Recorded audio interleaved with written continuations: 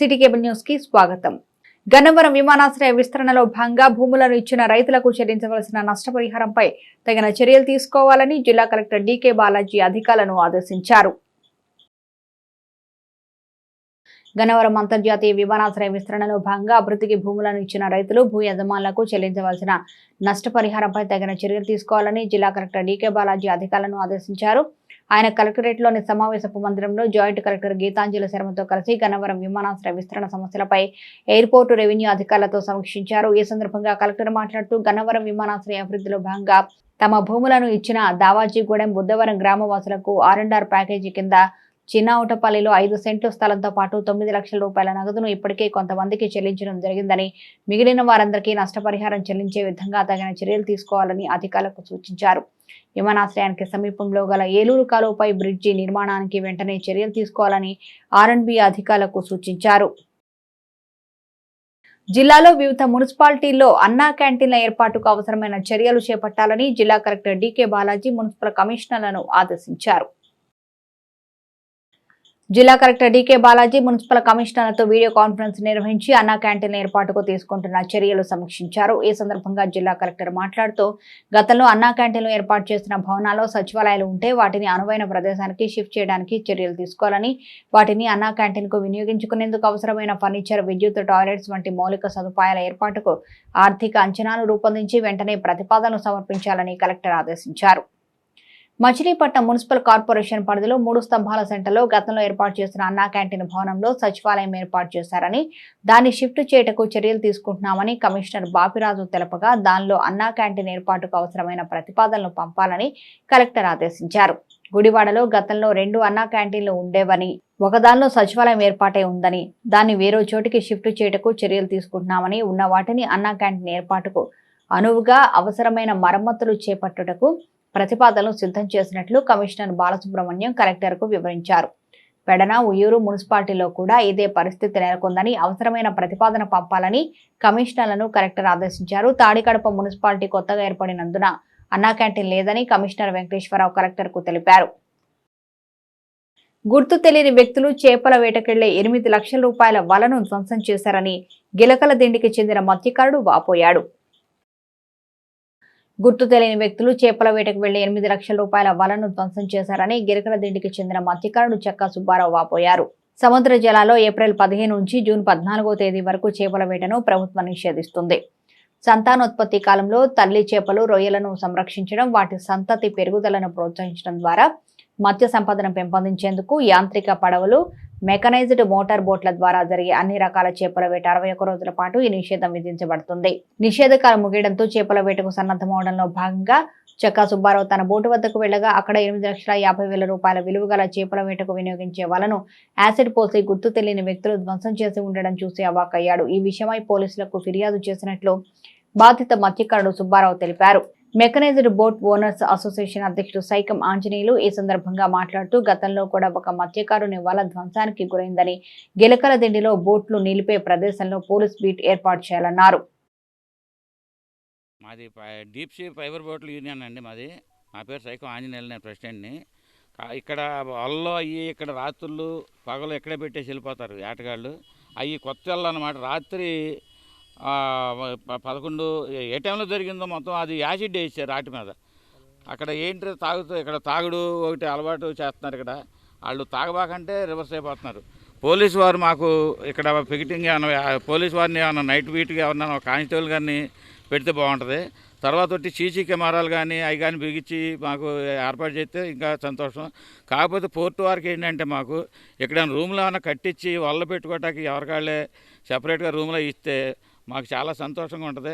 చాలా కాస్ట్గా ఉన్న మాకు సబ్సిడీలు లేవు, ఏమీ లేవు. మాకు ఎవరికాళ్ళే అప్పులు చేసి కొనుక్కొని పెట్టుకుంటున్నారు. ఇవన్నీ అప్పులు కూడా తీరట్లే. ఈ ఆటలు మత్స్యకారులకి అసలు ఏమీ ఉండట్లే. ఇక్కడ లక్షలు కోట్ల మీద పెట్టాల్సి వస్తుంది. అప్పులు తెచ్చుకుని ఆ కొట్టులోకి అప్పులు తీసుకొచ్చి పెడితే అప్పులు తీరట్లా. బోట్ల పరిస్థితి ఏంటో దేనావస్థితిలో ఉన్నాయి. బోట్లు కూడా ఆటలు పోవట్లా. చాలా ఇబ్బందిగా ఉంటుంది మాకు. 8,50,000 తెచ్చుకుని మొన్నే తెచ్చి కొత్తగా పెట్టి ముహూర్తంగా తీద్దామని ఇవాళ తీస్తే యాసిడ్ పోస్తుండే మొత్తం బ్యాన్ పీరియడ్ అయిపోయింది. యాసిడ్ వేసి తీస్తే ముక్కలు మొక్కలైపోయి వాళ్ళు ఎందుకు పనికిరావు ఇప్పుడు దాన్ని ఇప్పుడు 8 లక్షల ఏట్లో పోసినట్టే అది చూడండి చాలా ఇబ్బందిగా ఉంది మాకు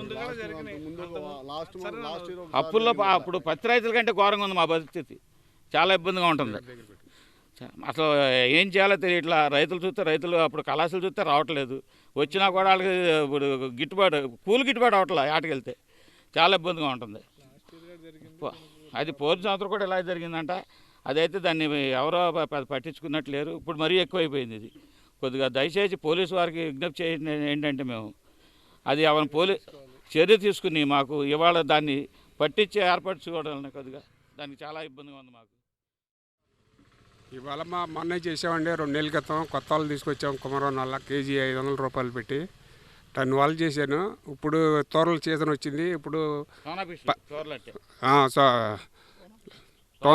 టోనా పీసు ఇప్పుడు పట్టాలు అవన్నీ ఓడదీసాము బోర్డు మీద వాళ్ళు ఎక్కించుకుంటాకి మొత్తం వాళ్ళ తర్వాత వేసి యాసిడ్ పోయేసి మళ్ళీ అట్ట ఉన్న పట్ట అట్టగా కట్టేశారు 8,50,000 రూపాయలు అయినాయి 8,50,000 రూపాయలు నాకు నష్టం అండి పోలీసు వారిని ఒకటే కోరుకుంటున్నాను నైట్ కానిస్టేబుల్ని ఎవరన్నా బీట్ కానిస్టేబుల్ని పెట్టండి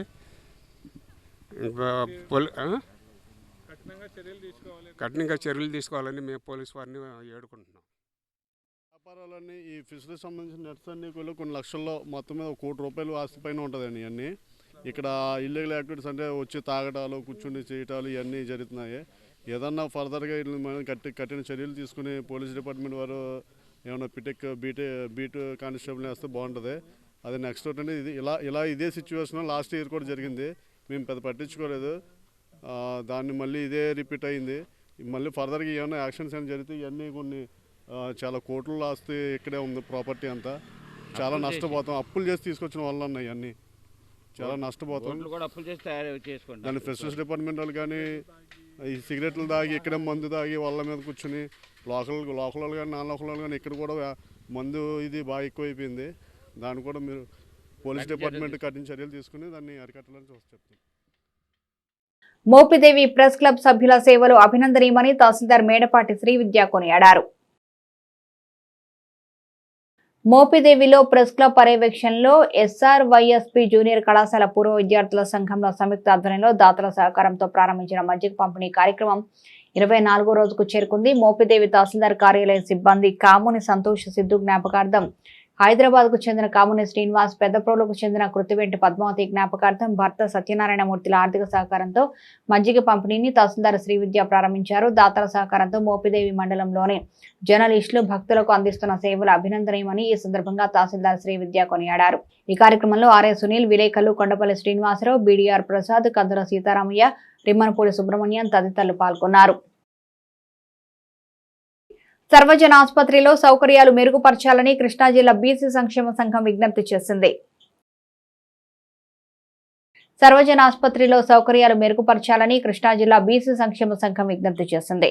ఈ మేరకు సర్వజన ఆసుపత్రి superintendent Ramesh Kumar, deputy superintendent Srinivas, RMO Niranjan కుమార్లకు ఆసుపత్రిలో ఉన్న వివిధ సమస్యలపైన కృష్ణా జిల్లా బీసీ సంక్షేమ సంఘం అధ్యక్షులు సెక్కుపోయిన సుబ్రహ్మణ్యం వినతి పత్రం సమర్పించారు. ఈ సందర్భంగా సుబ్రహ్మణ్యం మాట్లాడుతూ ఆసుపత్రిలో ఎండోస్కోపీ సదుపాయంను అందుబాటులోకి తేవాలని, మెటర్నిటీ వార్డులో ఏసీలు, ఫ్యాన్లు పనిచేసే విధంగా చర్యలు తీసుకోవాలని సూచించారు. 108లో పేషెంట్ ని తీసుకురాగానే రోగిని ఆసుపత్రిలోకి తీసుకువెళ్లడానికి గాను MNOను ఏర్పాటు చేయాలని కోరామన్నారు. రోగులకు ఖచ్చితమైన ల్యాబ్ రిపోర్టులు అందే విధంగా చర్యలు తీసుకోవాలని వినతి పత్రం సమర్పించడం జరిగిందని సుబ్రహ్మణ్యం తెలియజేశారు. ఈ కార్యక్రమంలో జోకి శివ, బెల్లంకొండ రవి, ధనికొండ చిన్ని, M గోపి ప్రసాద్, M పవన్ తదితర బీసీ నాయకులు పాల్గొన్నారు. సర్వజన ఆసుపత్రి సూపరింటెండెంట్ గారికి వినతి పత్రం ఇవ్వడం జరిగింది. విషయం ఏంటంటే గత ఒక 5-6 సంవత్సరాల మట్టి ఎండోస్కోపీ మిషన్ వచ్చి దాని ఖరీదు 60-70 లక్షల ఖరీదు, అది వాడకంలో లేదు. అది చాలాసార్లు మేము గతంలో కూడా తెలియజేసాం. అయితే ఏమవుతుందంటే అది మిషన్ కావాలంటే విజయవాడ గవర్నమెంట్ హాస్పిటల్లో ఉంది. ఇక్కడి నుంచి పేషెంట్ని విజయవాడ గవర్నమెంట్ హాస్పిటల్ తీసుకెళ్తారు. తీసుకెళ్తే అక్కడ 2 రోజులు, 3 రోజులు, 4 రోజులు పడుతుంది ఎండోస్కోపీ చేయడానికి. ఇక్కడ నుంచి 108 ఫ్రీగా తీసుకెళ్తుంది. అక్కడ తీసుకెళ్ళిన తర్వాత పేషెంట్ అక్కడ పెట్టిన తర్వాత ఆ పేషెంట్ మళ్ళీ మచిలీపట్నం ఇక్కడ హాస్పిటల్ రావాలంటే 4-5 వేలు అంబులెన్స్ ఖర్చు పెట్టుకుని ఆ పేషెంట్ మళ్ళీ ఇక్కడ రావాల్సి వస్తుంది. అదే మిషన్ అందుబాటులో ఉంది కాబట్టి ఆ మిషన్ని అమల్లో పెట్టమని అడిగాం. సూపరింటెండెంట్ గారు కూడా స్పానుకూలంగా సంధించి తొందరలోనే ఆ డాక్టర్ వాళ్ళని అపాయింట్మెంట్ చేస్తానని తెలియజేశారు. ఇంకో విషయం ఏంటంటే 108 ఎక్కడ ఏం జరిగినా అది పేషెంట్లు ఎక్కించుకొస్తుంది, ఎవరికైనా ఇబ్బందులు ఉన్నా తీసుకొస్తుంది. తీసుకురాగానే చాలా స్పీడ్గా వస్తుంది, అందరూ మనం పబ్లిక్ అందరం కూడా దానికి సైడ్ ఇస్తూ ఉంటాం. ఇక్కడ తీసుకురాగానే క్యాజువాలిటీలో తీసుకెళ్తాకి ఆ పేషెంట్ని ఒక అటెండర్ని ఏర్పాటు చేయమన్నాం, ఒక ఎంఎన్ఓ కానీ అటెండర్ కానీ. ఎందుకంటే పేషెంట్ వెనకాల బంధువులు ఉండొచ్చు, ఉండకపోవచ్చు. టక్మంటే ఆ పేషెంట్ని తీసుకెళ్ళి క్యాజువాలిటీలో పెడితే వైద్యం అందుద్ది అతనికి. అది కూడా అమలు పెట్టమంటే ఎంపైనా సెక్యూరిటీని ఎవరన్నా అరేంజ్ చేస్తానని చెప్పి సూపరింటెండెంట్ గారు తెలియజేశారు. ఇంకో విషయం ఏంటంటే డెలివరీ వార్డులో మా ఏసీలు ఫ్యాన్లు పనిచేయట్లేదు సరిగ్గా. అది చెప్తే అది 40 ఏసీలు పెండింగ్లోనే బిల్లు ఏదో ఆగిందన్నారు. వాటిలోనే ఫ్యాన్లు కూడా తొందరలోనే ఇచ్చేస్తానని చెప్పారు. ఈ వీటన్నిటి మీద స్పందించినందుకు సూపరింటెండెంట్ గారు అభినందనలు తెలియజేస్తున్నాం. ఒకవేళ ఈ కొన్ని రోజులు ఒక నెల రోజుల్లోపు ఎండోస్కోపీ కానీ ఇవన్నీ అమలు రాని పక్షంలో కలెక్టర్ గారి దృష్టికి, మంత్రి కొల్లురంధ్రరావు గారి దృష్టికి తీసుకెళ్ళి ఇది ఎందుకంటే కొన్ని వేల మందికి ఉపయోగపడేది సమస్యలు కాబట్టి సర్వజన ఆసుపత్రి అంటే సర్వం ఇక్కడే ఉండాలి. ఇక్కడి నుంచి రిఫర్లు వెళ్తున్నాయి కేసులు ఎక్కువ. ఆ రిఫర్లో కూడా కొంచెం తగ్గించి పేషెంట్ వెనకాల ఉన్న వెళ్ళేవాళ్ళు విజయవాడ వెళ్ళాలన్నా గుంటూరు వెళ్ళాలన్నా చాలా ఇబ్బంది పడుతున్నారు కాబట్టి ఆ రిఫర్లను కూడా తగ్గించి ఇక్కడే అందుబాటులో పెట్టాలని తెలియజేసాం. అలాగే అన్నిటికీ సానుకూలంగా స్పందించారు. చూద్దాం నెల రోజుల్లో. మచిలీపట్నం బీసీ సంక్షేమ సంఘం సేకుబోయిన సుబ్రహ్మణ్యం గారి ఆధ్వర్యంలో సర్వజన ఆసుపత్రికి రావడం జరిగింది. విషయం ఏంటంటే ఈరోజు సూపరింటెండెంట్ గారిని కలిసి ఎండోస్కోపీ మిషను 5 years అయింది వచ్చి, అది దాన్ని అమల్లోకి ఇంకా చేయడానికి ఇంకా తీసుకురాలేదు. దాన్ని ఓపెన్ చేసి పేషెంట్లకి మెరుగైన వైద్యం కోసం అది ఓపెన్ చేయాలని చెప్పేసి అడగడం జరిగింది. అట్లాగే లేబర్ వార్డులో ఫ్యాన్లు ఏసీలు పనిచేయట్లేదని చెప్పడంతో 42 ఏసీలు శాంక్షన్ అయినాయి గవర్నమెంట్ నుంచి. 2 ఏసీలు మాత్రమే రావడం జరిగిందని చెప్పారు. ఇంకా 40 ఏసీలు పెండింగ్లో ఉన్నాయి. అవి రాగానే అవి కూడా చూస్తామని చెప్పారు. అట్లాగే 108 విషయంలో 108 వాహనం క్యాజువాలిటీకి రాగానే క్యాజువాలిటీలో అక్కడ సరిగ్గా రిసీవింగ్ అనేది సరిగ్గా లేదు. ఎందుకంటే వార్డు బాయ్లు ఉంటారు, ఎవరి పనులు ఉంటారు. పేషెంట్ వెనకాల వాళ్ళ బంధువులు ఎవరైనా రావచ్చు రాకపోవచ్చు. రాగానే స్ట్రెచర్ మీద తీసుకుని క్యాజువాలిటీకి తీసుకెళ్తే సరైన వైద్యం వెంటనే అందుద్దనే ఉద్దేశంతో అది కూడా చెప్పడం జరిగింది.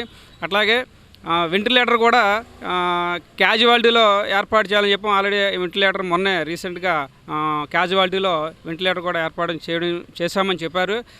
ముఖ్యంగా ఏంటంటే సూపరింటెండెంట్ గారు చాలా సానుకూలంగా స్పందించి ఈ విషయాల మీద మేము ఒక 10-15 రోజుల్లో మంత్రి గారి దృష్టికి తీసుకెళ్ళి ఇవన్నీ కూడా మేము విజయవాడ నుంచి సరైన స్పెషలిస్టులను తీసుకొచ్చి ఆ ఎండోస్కోపీ వారానికి 1 రోజు 2 రోజులు ఇక్కడికి తీసుకొచ్చిన తర్వాత వాళ్ళ పేషెంట్లందరినీ చూసి అట్లాగే అన్ని చేస్తామని చెప్పేసి ఆయన చెప్పడం జరిగింది.